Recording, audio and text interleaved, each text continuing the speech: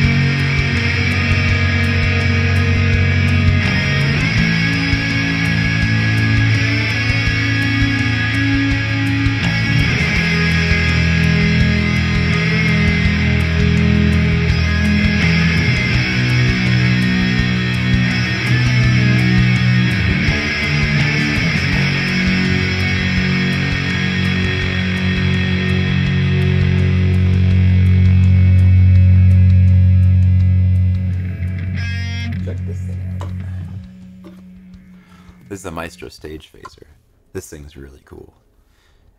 It was designed by Bob Moog's company when they were doing work with Gibson. The whole thing is a switch. That's so cool. It also has speed and balls. Balls.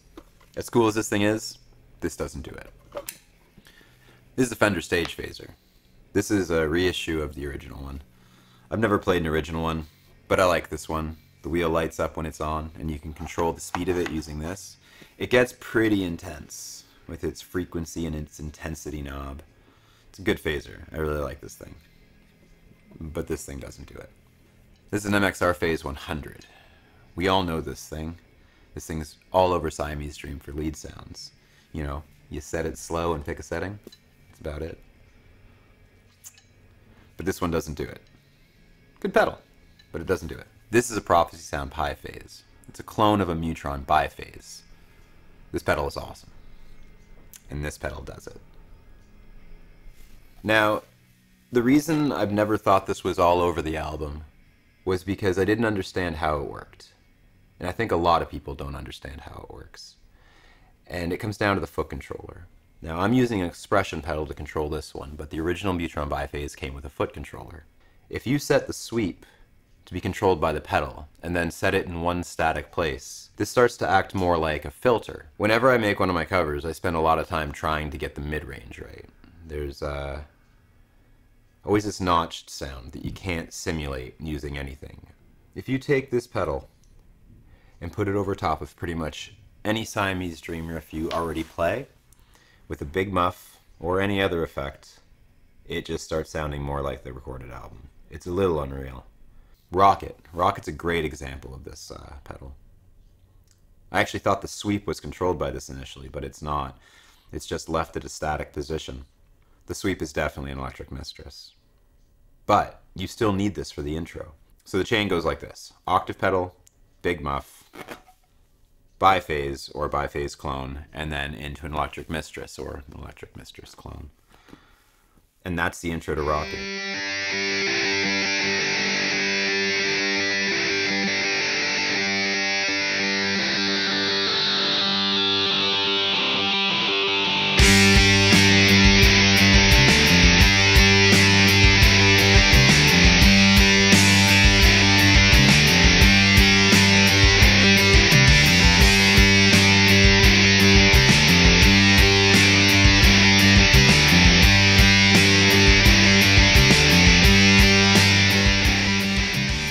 I figured this when I was plugins. I recorded this cover today when I was in Thailand, and I didn't have access to any of my gear.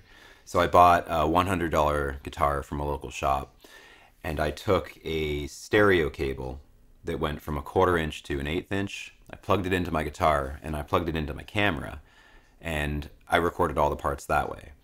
And then I took these recorded parts, dumped them into my DAW, and ran them through Amplitube. And the effect chain you hear in the cover is just that track with Amplitube 5's big muff going into their JSim800 into a cabinet with G12T75s. It's just all using the same simulated mic setup I would usually use.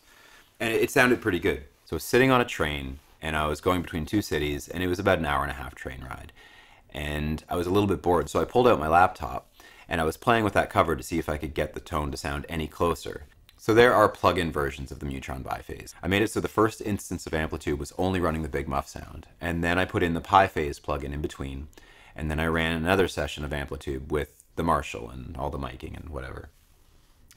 And what I found is that when you put it into just that static position on the foot controller, all of a sudden it started to sound a lot more like the recorded copy. Yeah, it's kind of silly. Listen to this.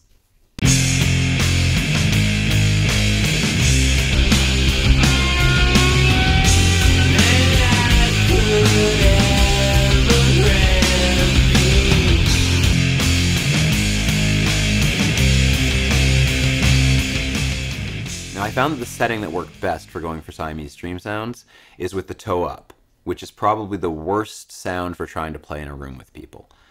However, the heel down position also sounds more album-like, and it has a benefit of having a bit more cut. It has a bit more high-end and a bit more mid-range, so it actually sticks out in a mix better. So you can get away with using that as a way to stick your big muff out a bit more.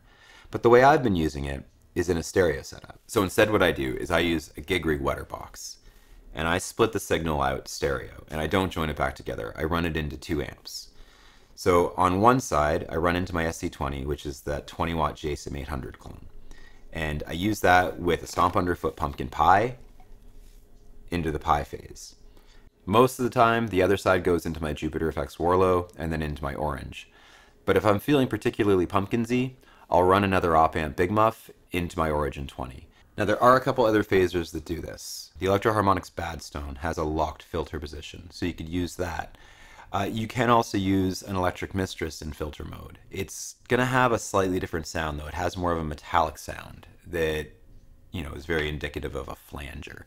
Now, pedals like this can be a little bit unobtainium for some folks because they're $1,000.